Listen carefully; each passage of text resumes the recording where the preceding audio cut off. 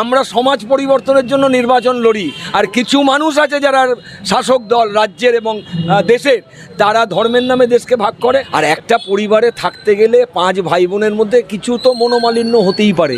সেই মনোমালিন্য তো পাবলিককে দেখানোর জন্য না। আমরাই তো সেই রাজনৈতিক দল যারা শূন্য হয়ে যাওয়ার পরেও সকাল 5টা থেকে রাত্রি 12টা পর্যন্ত প্রয়োজনে সারা রাতব্যাপী রাজপথে থাকি লড়াই সংগ্রামের জন্য। যে লড়াই সংগ্রামের মানুষদেরই এরা নির্বাচনে প্রার্থী করে।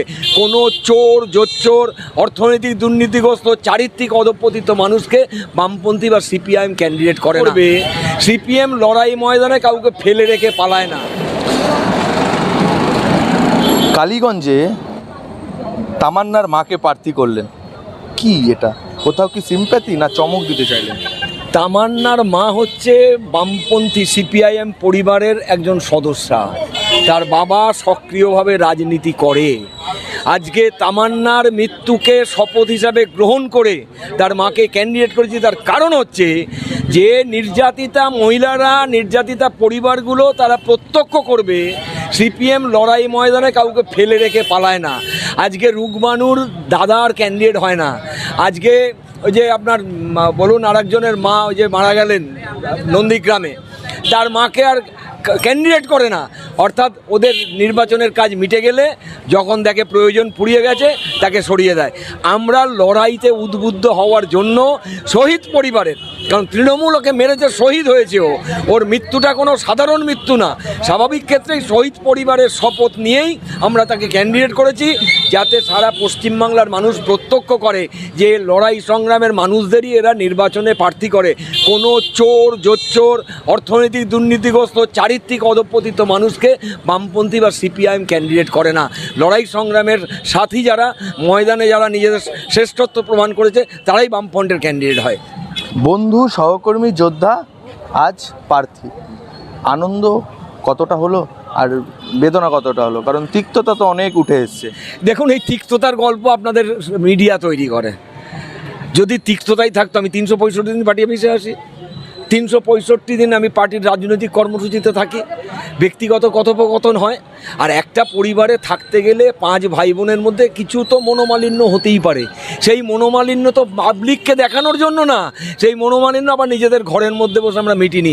যখন কোনো পরিবারে আর্থিক সচ্ছলতা থাকে, বাজার হচ্ছে না, রেশন তোলা যাচ্ছে না, তখন খটামটা লাগে। আবার যখন পরিবার সচ্ছল হয় তখন সব খটামটা ভুলে বাড়ির স্বার্থে প্রত্যেকে একত্রিত হয়। আর বেদনা কেন বলছেন? আমি তো বলছি লড়াই সংগ্রামের একজন অভিজ্ঞ কমরেড, সে ক্যান্ডিডেট। এর আগে নির্বাচনে সে বিভিন্ন ক্যান্ডিডেটের এজেন্ট হিসাবে কাজ করেছে। মানে যিনি ক্যান্ডিডেটের থেকেও বেশি ভূমিকা পালন করেন। পার্টির জেলা কমিটির সদস্য, পার্টির রাজ্য কমিটির ডিআইএফআই এসএফআই নেতা ছিলেন। তাহলে এরকম একটা উপযুক্ত লোক ক্যান্ডিডেট হলে বেদনা হবে কেন? আনন্দ, খুশি, উৎসাহিত। জয় ভীরু এই বীজপুর কাঁচরাপাড়ায় দুজন যখন দায়িত্বে ছিলেন, সহকর্মী হিসাবে কাজ করেছেন।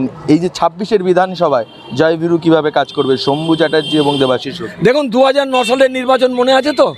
তখনও শম্ভু চ্যাটার্জি, দেবাশিস রক্ষিত ছিল। আবার 2011 নির্বাচনেও ছিল। পরবর্তীকালে 2014, 2016, 2019, 2021, 2024 সব নির্বাচনে আমরা একসাথেই কাজ করেছি। কারণ নির্বাচনটা এক একজনের কাছে এক এক রকম দৃষ্টিভঙ্গিতে হয়। আমরা সমাজ পরিবর্তনের জন্য নির্বাচন লড়ি। গরিব মানুষকে, খেটে খাওয়া মানুষকে, শ্রমিক, কৃষক, মেহনতি মানুষকে তার অর্জিত অধিকার ফিরিয়ে দেওয়ার জন্য আমরা লড়াই করি। আর কিছু মানুষ আছে যারা শাসক দল রাজ্যের এবং দেশের, তারা ধর্মের নামে দেশকে ভাগ করে এবং তার মধ্যে দিয়ে কোটি কোটি টাকা নিজেদের ভাণ্ডার পূরণ করার কাজ তারা করে। এটা প্রমাণিত পশ্চিমবাংলার মানুষের কাছে, দেশের মানুষের কাছে। স্বাভাবিক ক্ষেত্রেই আমাদের জুরি ছিল, আছে, থাকবে। আজ যখন আপনাদের প্রার্থী তালিকা ঘোষণা হচ্ছে, তখন কলকাতার রাজপথে সিলিন্ডারের মূল্যবৃদ্ধি নিয়ে পথ হাঁটলেন মুখ্যমন্ত্রী মমতা বন্দ্যোপাধ্যায়। মুখ্যমন্ত্রী কত নাটক করবেন? এই যে সিলিন্ডারে যে রাজ্য সরকারের টাকা, সেইটা উনি বাদ দিন।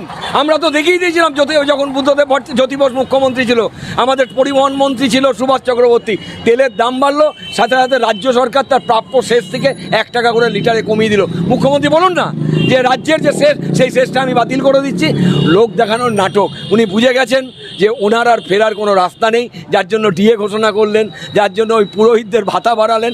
এখন এই সব বাড়িয়ে করে কোনো লাভ হবে না, ওনার অন্তর্জলী যাত্রা শুরু হয়ে গেছে। কুণাল ঘোষ বলছে এই যে প্রার্থী, শুধু প্রার্থীই থাকবে, পদ আপনারা পাবেন না বিধানসভায়। সেটা টাইম উইল স্পিক। ও বলবে কোথা থেকে, জনগণ যে কথা বলবে সে কথাই আমরা শিরোধার্য করে নেবো। জনগণ যদি মনে করে আমাদের ভোট দেবে না, আমরা মাথায় নেবো। কিন্তু আমরাই তো সেই রাজনৈতিক দল যারা শূন্য হয়ে যাওয়ার পরেও সকাল 5টা থেকে রাত্রি 12টা পর্যন্ত প্রয়োজনে সারা রাতব্যাপী রাজপথে থাকি লড়াই সংগ্রামের জন্য। পেট্রোলের দাম বাড়লে, ডিজেলের দাম বাড়লে, রান্নার গ্যাসের দাম বাড়লে, দুর্নীতির বিরুদ্ধে, চাকরি চুরির বিরুদ্ধে, মাটি চুরির বিরুদ্ধে, আবাসনের টাকা চুরির বিরুদ্ধে, সমস্ত দুর্নীতির বিরুদ্ধে আমরা রাস্তায় থাকি। কোথাও দেখেছেন তৃণমূল বা বিজেপিকে রাস্তায় নামতে? সুতরাং আমরা ছিলাম, আছি, থাকবো। আমাদের সংখ্যাটা বড় না, কিন্তু পশ্চিমবাংলার মানুষ তার জীবনের অভিজ্ঞতার মধ্যে দিয়ে বুঝেছে 34 বছরটাই ভালো ছিল। ট্রেনে বাসে কান পাতলে দেখবেন, চায়ের দোকানে কান পাতলে দেখবেন মানুষ বলছে 34 বছরই ভালো ছিল। তার তো একটা ইতিবাচক ইঙ্গিত তারা দিচ্ছেন, নির্বাচনে তার প্রতিফলন হবে। একদম ধন্যবাদ। আমরা কিন্তু কথা বললাম শম্ভু চ্যাটার্জির সাথে, তিনি কিন্তু জানালেন তার সহকর্মী, তার একসময় সহযোদ্ধা দেবাশিস রক্ষিত আজ প্রার্থী হয়েছে সে বিষয়ে, এবং তার পাশাপাশি বঙ্গ রাজনীতিতে যে বিষয়গুলো এখন চর্চা চলছে সেটা হচ্ছে এই গ্যাসের মূল্যবৃদ্ধি, সেই নিয়েও কিন্তু তীব্র আক্রমণ করলেন শাসক দলকে। ক্যামেরায় অর্কের সাথে Shobhan, news what about Kanchrapara. কেন এত চিন্তা করছো বলো তো? সামনেই মেয়ের বিয়ের এত খরচ, সোনার দাম দেখেছো? নিউ মথুরা প্রসাদ জুয়েলার্সে একদম পেপারের দরে সোনার গহনা পাওয়া যায়, আর মজুরি একদম আমাদের সাধ্যের মধ্যে। তাই তবে চলো আজই যাই। বিয়ে বা যে কোনো অনুষ্ঠানে সোনার গহনা মানে নিউ মথুরা প্রসাদ জুয়েলার্স। এখানে কাগজের দরে ও অতি কম মজুরিতে সোনার গহনা পাওয়া যায়।